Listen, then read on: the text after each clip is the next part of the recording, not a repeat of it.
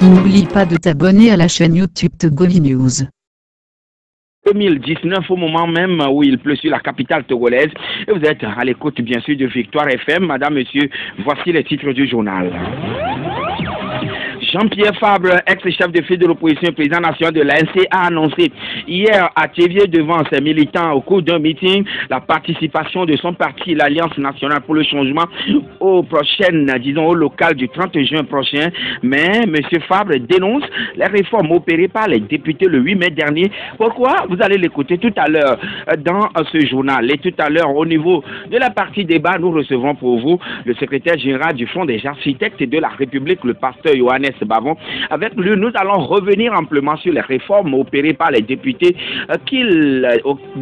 réformes dans lesquelles il découvre déjà des contradictions. Quelles sont ces contradictions et pourquoi et que faire? Madame, monsieur, il sera incessamment des nôtres et vous aussi la parole vous sera donnée comme de toujours sur le 22 21 80 99 92 02 80 63. Merci de nous choisir. Pour vous informer, Victoire FM également reçu sur le www.radiovictoire.fm. Le journal Joachim Albetim. Tout d'abord, les mots qui minent l'appareil judiciaire au Togo, l'indépendance du juge, le travail des magistrats marqué par l'absence d'unité pour faire avancer leur profession, voilà entre autres sujets abordés samedi par les membres de l'Union syndicale des magistrats du Togo, USIMAT. C'est à la faveur d'une assemblée générale extraordinaire tenue samedi à Lomé sous le thème « L'indépendance du juge judiciaire et l'ordre public ». Le président de USIMAT, le magistrat Adamou Beketi, dans son discours de circonstance, a touché certains problèmes qui ternissent l'image de la justice togolaise.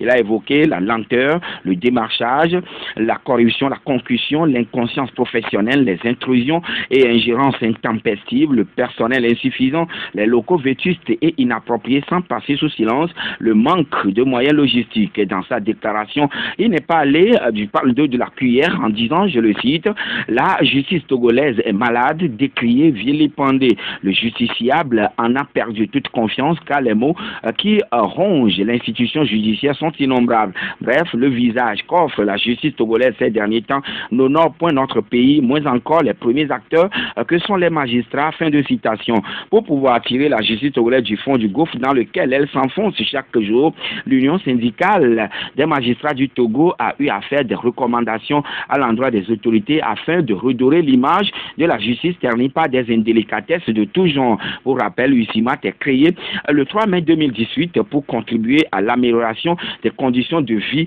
et de travail des magistrats du Togo. Le journal Joachim Albetim.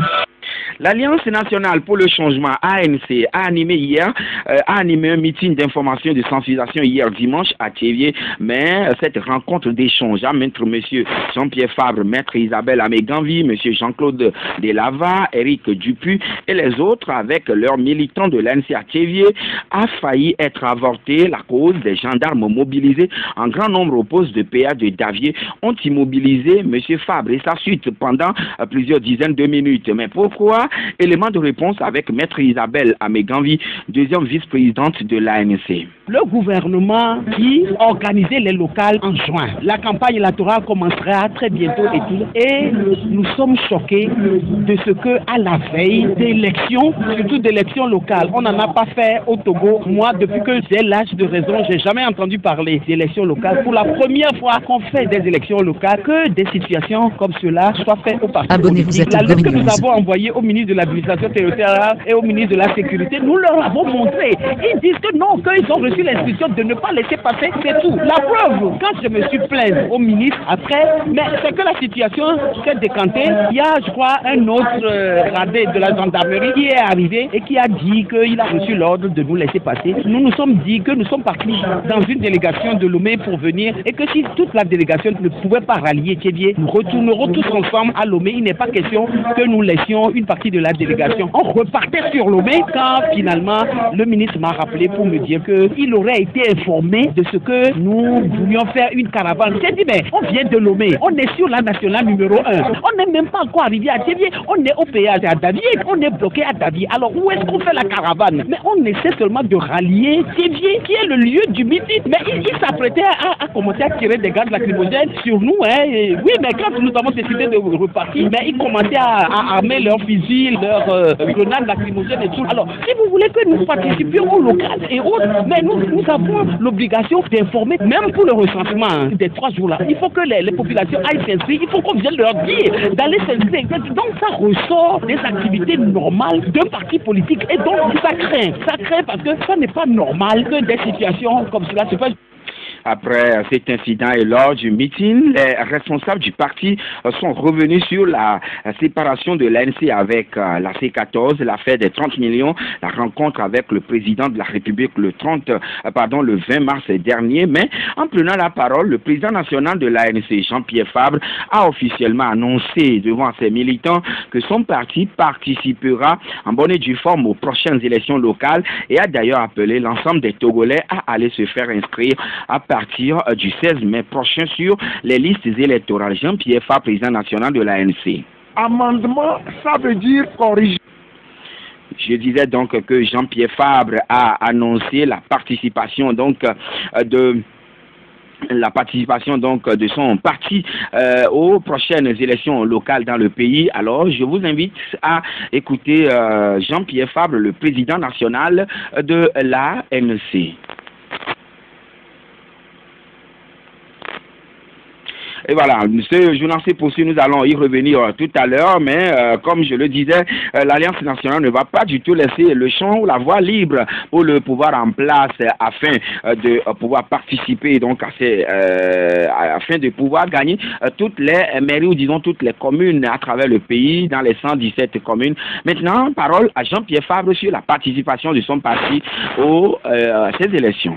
Je dis qu'il y a une date qui est fixée pour l'inscription sur les listes électorales. J'appelle les Togolais, surtout les militants de l'ANC, à aller s'inscrire. Donc vous abandonnez votre appel à ce que les réformes soient faites commune par commune? Non, pas du tout. Je dis qu'il est incongru que l'on parte du fichier national pour arriver au fichier communal. Mais on peut, par agrégation des fichiers des communes, arriver au fichier national. Mais je maintiens cette position. Mais je sais à qui j'ai affaire au Togo. S'ils ne veulent pas le faire, il ne faut jamais ce qui est normal. Donc, s'ils refusent de le faire, j'appelle les Togolais à aller s'inscrire. Et le combat continue.